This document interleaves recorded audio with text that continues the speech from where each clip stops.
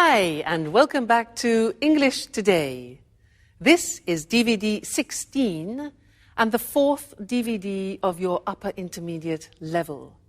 And in this DVD, we'll begin with another 2 episodes of our story, That's Life, followed by our special TV programs where our music expert will be talking about the world's most expensive violin. And then our weather expert will be looking at the possibility of a new ice age in England. Then in the grammar section, we'll learn how to use the third conditional form in English, which is not easy. And then we'll be looking at how to make sentences using the verb wish to express a regret. So, enjoy yourselves.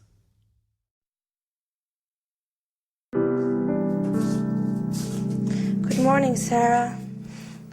Have you seen what a beautiful day it is? How about a walk in the countryside and then we can relax by the pool? I don't really feel like going out. I'd rather stay in and read. Oh, come on, Sarah. Don't be your usual antisocial self. Let's have some fun together. Why don't we play a trick on the guys who are still asleep? We could wake them up with a nice bucket of cold water. What a stupid trick. Nothing's changed, but I still love you truly. Beautiful girl with brown eyes, dusting away my heart's sighs. That's all we needed. Oh, you don't understand, Sarah. This is poetry. This is the story of a secret love. Poetry, love, tricks. Enough of this nonsense. If I'd known you were all going to be so amusing, I never would have organized this reunion.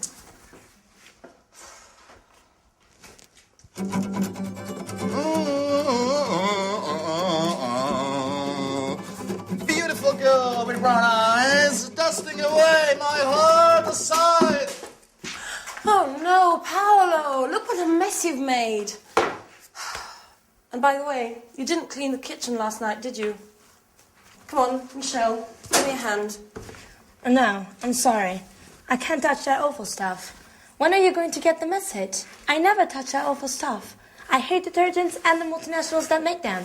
And I hate cleaning too. Oh, come on, we're on holiday. What is this racket? And what is going on in here? Has World War III broken out? It's just started. Well, Soldier Sandra's launched her offensive, but the Paolo Michel squadron is responding well to the attack and will defend its position to the bitter end. Stop playing around. Roll your sleeves up. The sooner we start working, the sooner we'll finish and we'll be able to relax by the pool. Wait a minute. I was just thinking of going back to bed. If I'd known what was waiting for me, I would have slept until midday. Maybe we could ask Sarah to give us a hand. Well, you must be joking. She just asked not to be disturbed and giving her a bad mood over the last couple of days. Well, we could ask Mike, though. Oh, no. I just saw him a few minutes ago. I asked him where he was going, and he said he was going to the village to buy a newspaper. He asked me if he should do some shopping, but I told him we'd all go to the supermarket together later on. Fantastic. First cleaning up, then the shopping. Just the sort of holiday that I'm dreaming of. Well, it's only the 4 of us here. Let's share the jobs out. Just a minute. Just a minute. I've got an idea.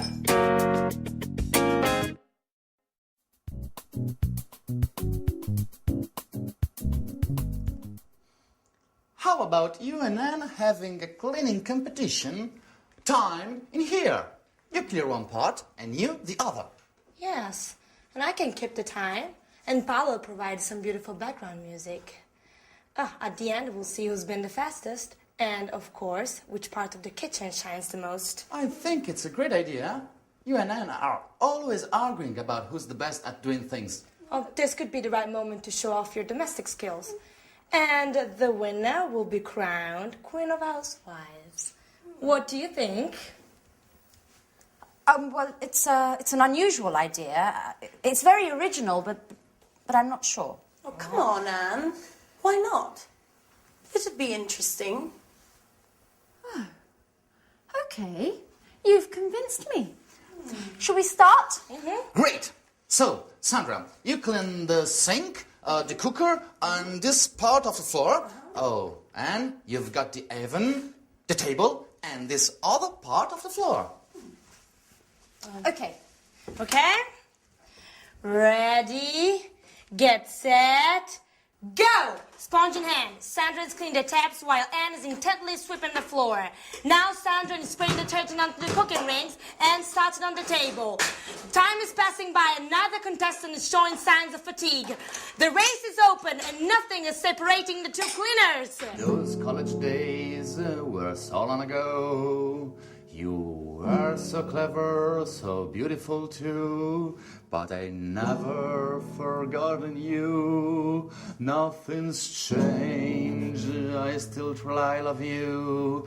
Beautiful girl with brown eyes, dusting away my heart sighs. Finished. Incredible! You both finished at exactly the same time. Come on, Michelle. We need to decide which is the cleanest part.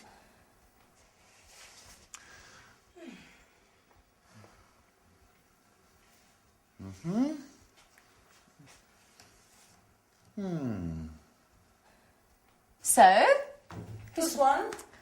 Well, after considerable discussion, the jury declares that the winner is...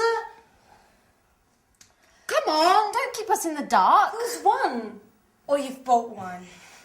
It's a dead heat. You've finished together and both parts of the kitchen are perfectly clean. Okay, well, maybe it's better this way, Sandra.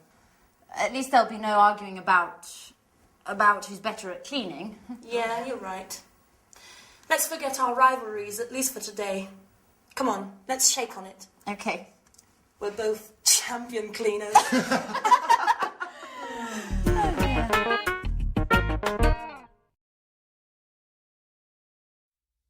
A cleaning competition.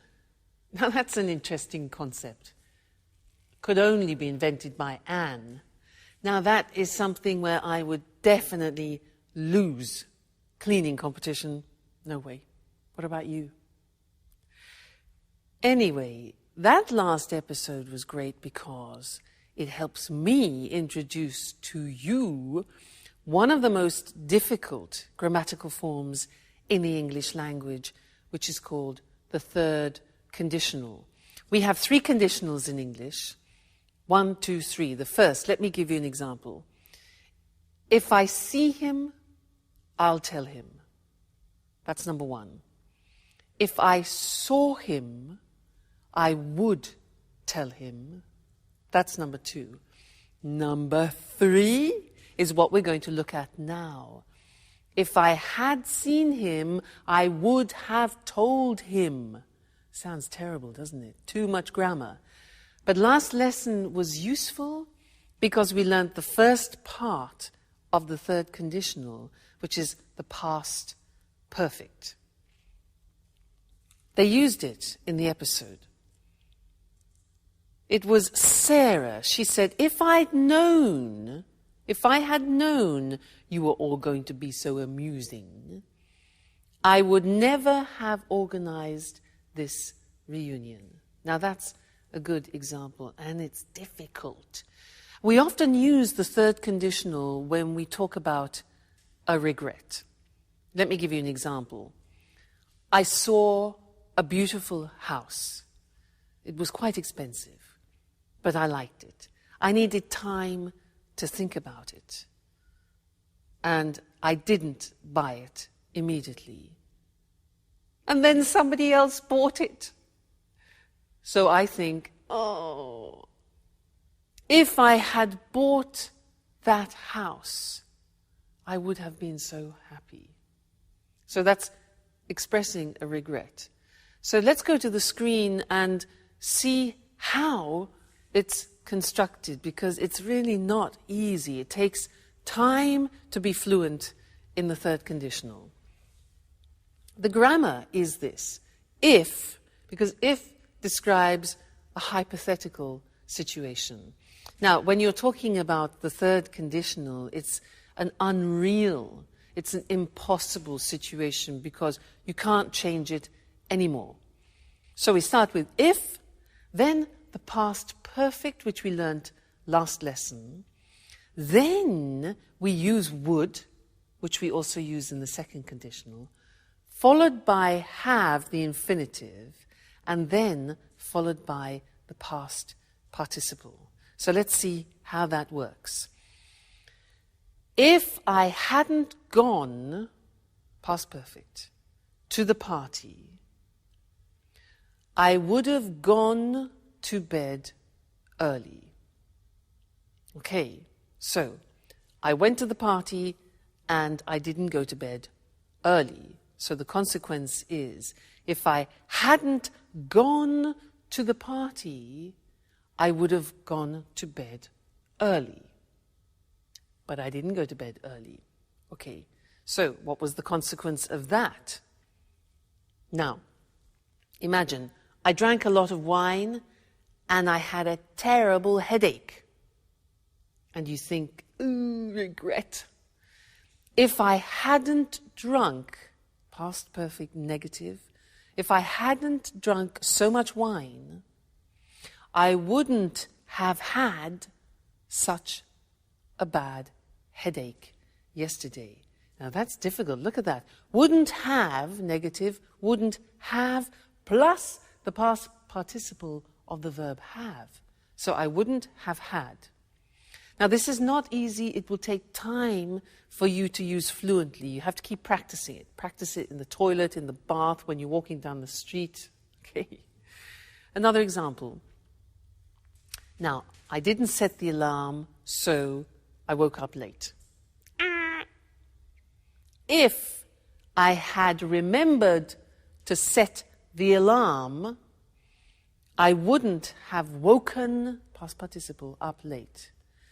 If I had remembered to set the alarm, I wouldn't have woken up late. Seems difficult, doesn't it? Takes practice. Another example. I missed the bus. I didn't get up. The bus went without me. So third conditional. If I had got up earlier, I would have caught the bus. If I had got up earlier, I would have caught the bus. Impossible situation, can't change it. If I hadn't been late for work because I missed the bus, so I was late for work, my boss wouldn't have been so annoyed. Wouldn't have been, you notice be in the past participle, been so annoyed. And the last one. Well, we lost the contract because I went to the party, I drank too much wine, and I missed the bus. Everything was late. So if I hadn't gone to the party, we wouldn't have lost the contract. If I hadn't gone to that party, we wouldn't have lost the contract. Okay? Terrible consequences of my irresponsible behavior. So that's the third conditional. Please don't worry. It is difficult, probably one of the most difficult things in the language, and it takes time to get fluent in it. But just keep practicing. Just take a phrase and say it to yourself often. Like, if I hadn't done that, if I had studied more, I would have passed the exam, as an example. If I had studied more, I would have passed the exam. All right? So, happy practicing. Bye.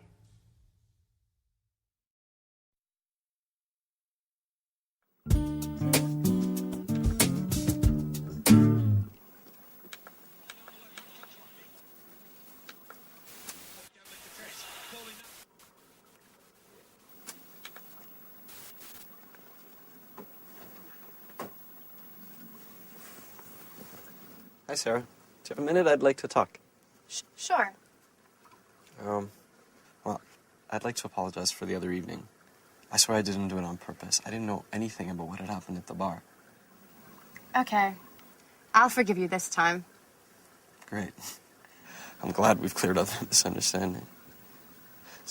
So tell me, how did the fire start?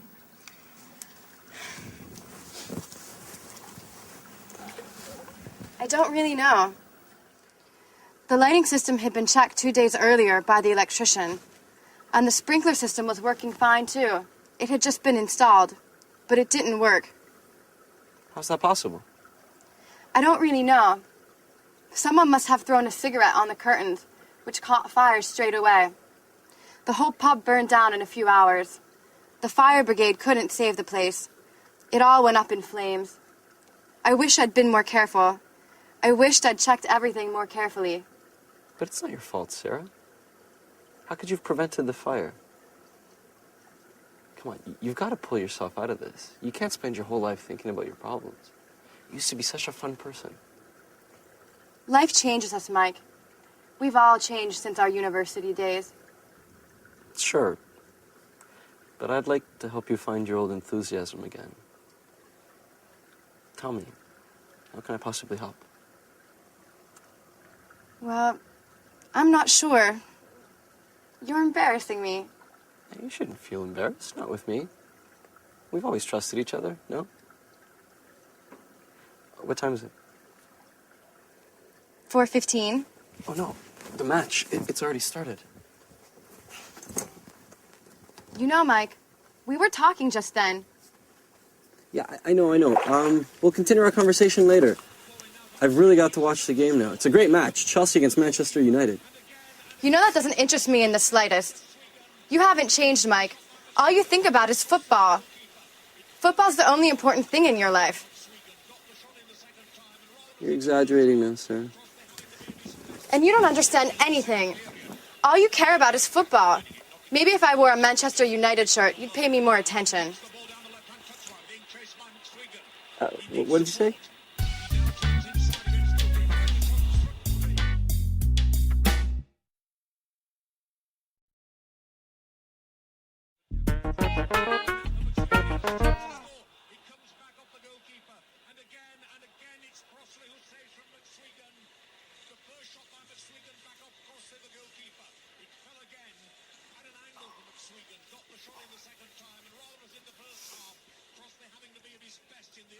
I'd like to tell you, I love you, but I'm afraid of being wrong with you. Beautiful girl, with brown eyes, dancing away my heart aside.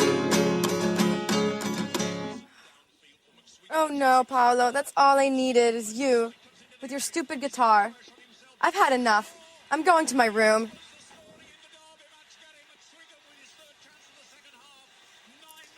What's wrong with her?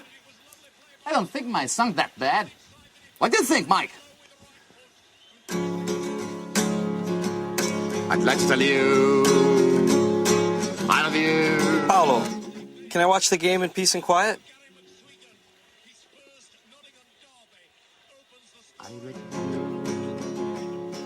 I love you. That's enough. I'm going to go watch this somewhere else. I can't believe it. They're all mad here. I'd like to tell you, I love you. But I'm afraid of being wrong. Beautiful girl, with brown eyes, that's in a way my heart sigh. Oh, man, at last someone who appreciates my talent. I knew you were an expert in music. That song, Paolo, what does it mean? Oh, I wrote it. Thanks to Mike that gave me the inspiration. You like it? Oh, no. Mike? Yeah? That's not possible. I don't believe it. Unbelievable. They are all mad in this house. Beautiful girl, with brown eyes, that's in a way my heart sighs.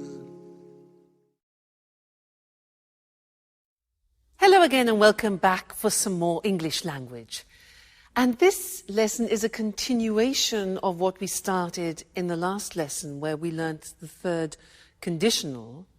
If I had known, I wouldn't have gone, where we are expressing a form of regret. And in fact, in this lesson, I want to show you another form of regret, which is very common in English. And in the last episode, you had a very good example of poor Sarah, who is expressing her regrets. She said, I wish I had been more careful. I wish I had checked everything more carefully, you know, when the pub burnt down. So she starts the sentence with, I wish, and that's her desire. A desire that she would like to have fulfilled. It's too late. So we use wish to express desires like that. Let me give you an example in the present tense. I can say, I'm fat, and I have a desire which is to become thinner. So I would say, I wish I were thinner. Let's look at the screen and I'll help you with this, because we can use wish in the present and also in the past, so the grammar form changes. Let's first look at how we use it in the present.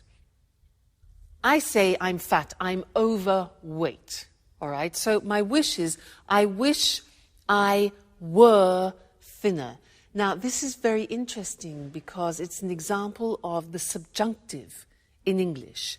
Now, the subjunctive has disappeared from the language, but only in this case do we use it. We don't say, I wish I was, but I wish I were thinner. Okay, so an important exception, that. Another example is, I don't know how to cook, and I have a desire, a wish to change that. So I could say, I wish I knew how to cook. Notice that the verb know goes into the past, simple past. I wish I knew how to cook. She can't speak another language. So the girl can't speak another language. She has a desire. She says she wishes she could speak another language. So we're in the present. She wishes, I wish, you wish, he wishes. She could in the simple past. All right? She wishes she could. So that is a present desire that you have. If, in the case of Sarah, your desire is in the past, which often becomes then a regret, the grammatical form changes. Have a look. I didn't buy that car. Now imagine you see a car, it's a bit like my house. You see a car and you don't buy it, and then you regret it.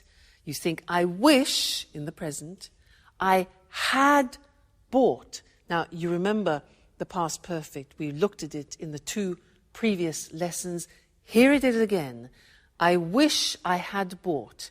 We contract it and it becomes I'd. Okay? Now be careful, because I'd, when it's contracted in English, could be I would or I had. Now, would never be followed by the past participle.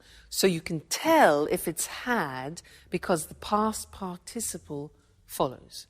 All right? So I wish I'd bought it. All right? Another example. She spent so much money last year, and now she's got problems. So she wishes she hadn't spent so much money. All right? Past perfect. He didn't come to the performance. That's the situation. His desire in the past. He wishes he'd come to the performance. Or I could say, I wish he'd come to the performance. All right? One more. We lost the tickets. They wish they hadn't lost the tickets. Okay? So, that is an important verb, wish. It's important because often we want to express our desires both in the present, I wish I were thinner, and also in the past. I wish I had studied more languages. All right, so when you want to use wish, think, is it present, is it past? And then choose the correct grammar form. Great. So I wish I had met you earlier. We could have done a lot of language together. But I look forward to seeing you next lesson. Okay? Bye. Good morning and welcome to this week's edition of Music World. And welcome to Tony Moore, our music expert. Hello, Lucy. And good morning to all our music fans. Well, Tony, on May 16th, 2006, a Stradivari violin was sold at auction in New York for $3.5 million. The Christian hammer violin, as it's called, had become the world's most expensive musical instrument. So why is this violin so special? Well, this violin was made in 1707 by Antonio Stradivari in the family workshop in Cremona, near Milan in northern Italy. The years 1700 to 1720 are called Stradivari's golden period because of the exceptional sound quality of the instruments he made during this time. So why is the sound quality so good? Oh, good question, Lucy. During this period, Stradivari came up with some tiny improvements to the shape of the violin. Experts think that these changes to the shape of the violin, particularly to the shape of the belly and the back plate, may in part be responsible for their incredible sound quality. So it's the shape of the violins that makes them so sought after by the world's best musicians. Yes, but not only the shape. You know, the wood Stradivari used to make his violins may have been stored underwater in the Venice lagoon before he bought it. It's thought that this may have damaged the wood slightly and may in part be responsible for the special sound. So the shape and wood that was stored in the lagoon in Venice is why Stradivari violins are so special. Well, actually, there are one or two other possible explanations. Tell us more. Some music historians say that the varnish Stradivari used may be behind the exceptional sound quality. Others say the secret is in the glue he used. And two American scientists have recently suggested that the quality of these violins is due to the cold weather experienced in Europe during the period when the violins were made. Cold weather and wonderful violins. I don't see the connection, Tony. Well, you see, Lucy, the colder weather resulted in trees growing more slowly. The wood from these trees was denser than normal and makes a better sound when it's used for making violins. Interesting. I can see now that everything's perfect about these violins. By the way, who bought the Christian hammer violin? We don't know, actually. Well, the buyer remained anonymous. He or she is probably a private collector. And what do you think the new owner will do with this wonderful instrument? Well, music lovers are hoping that the owner will allow the world's best violinist to play the instrument at concerts around the world. This has already happened in the past, with this violin too. Its previous owner allowed Yehudi Menuhin to play the Christian hammer 15 times. So we'll be able to listen to its glorious sound again. Well, Tony, thanks for a fascinating programme. Goodbye. Goodbye. And of course, goodbye to all music lovers. We'll meet again soon for another edition of Music World. Wow, I never thought a violin could be so expensive. Of course, we're talking about a very special violin. The violin is what we call a string instrument. A violinist is a musician who plays the violin and he or she uses a bow. A bow is a long wooden rod with horsehairs used for playing string instruments. The violin we spoke about today was sold at an auction for a lot of money. An auction is a public sale, a place where people bid against each other to buy something. To bid means to offer a price. You can buy almost anything at an auction: houses, furniture, paintings, instruments. The buyer of this Stradivari violin remained anonymous.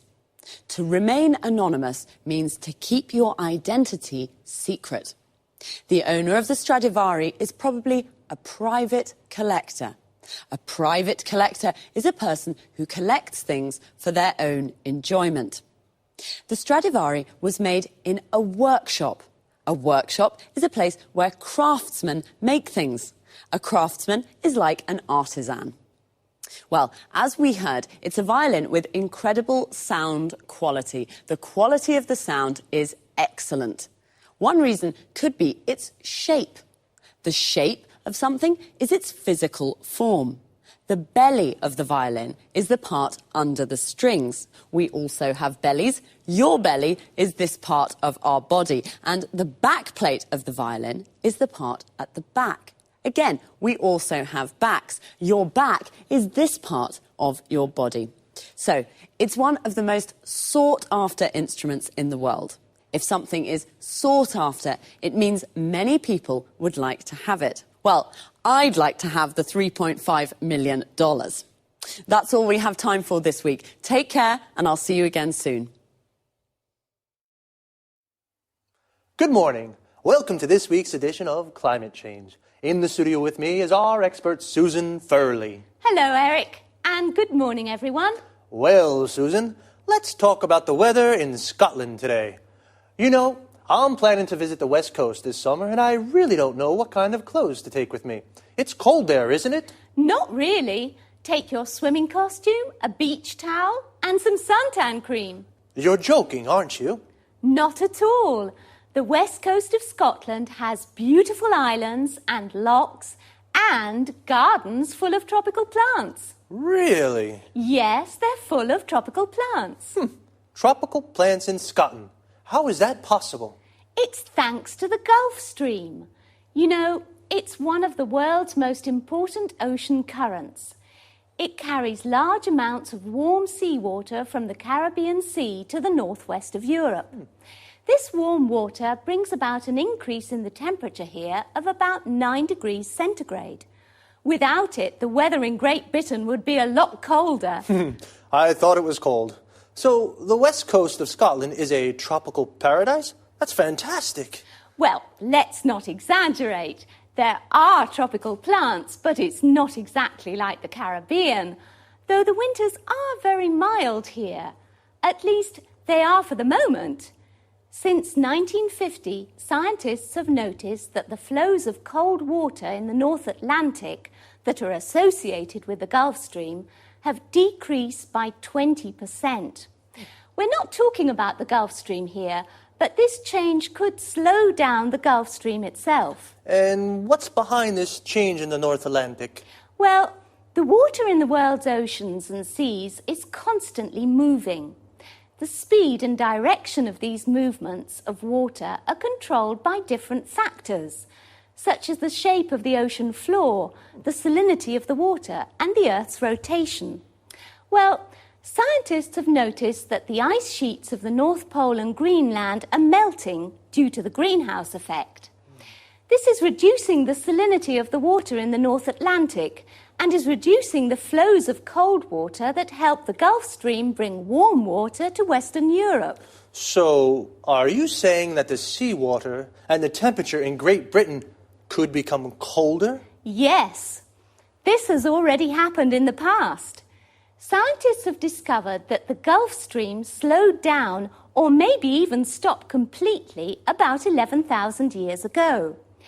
This brought about a fall in the temperatures in Northern Europe of 5 degrees. And could the same thing happen again now? Yes. Scientists fear that a knock-on effect of the salinity reduction may be the slowing down of the Gulf Stream again. And what would the effects of this be? The worst predictions suggest there could be a new ice age in Great Britain. Wow, that sounds frightening. Well, perhaps Great Britain will become a new centre for the winter sports. Perhaps the Winter Olympic Games will take place in Scotland. We'll have to wait and see. Thanks to Susan Furley. Goodbye, Eric. Goodbye, Susan. And goodbye, everyone. Well, apparently I should take my swimming costume and beach towel and some suntan cream to Scotland. A swimming costume is what we wear to go swimming. A towel is what we use to dry ourselves.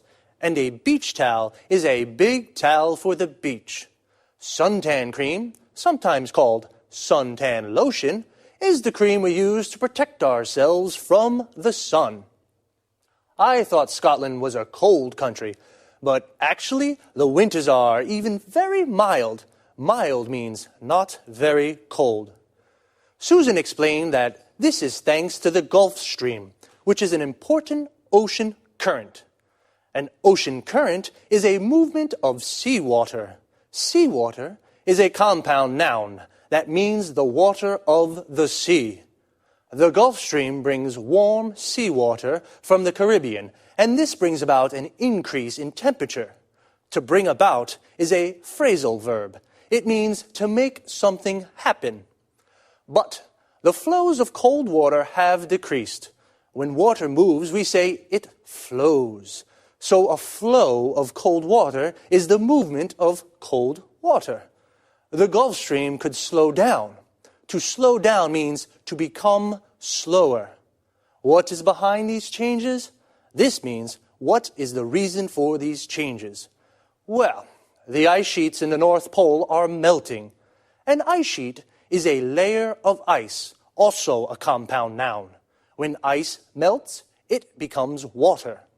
This is a reducing the salinity of the water. The salinity is the amount of salt it contains. It is also reducing the flows of cold water that helps the Gulf Stream bring warm water to Europe. This could bring about a fall in temperature. A fall is a decrease. We call this is a knock-on effect. A knock-on effect is an effect of something happening. We've run out of time again, so I'll say goodbye and see you soon.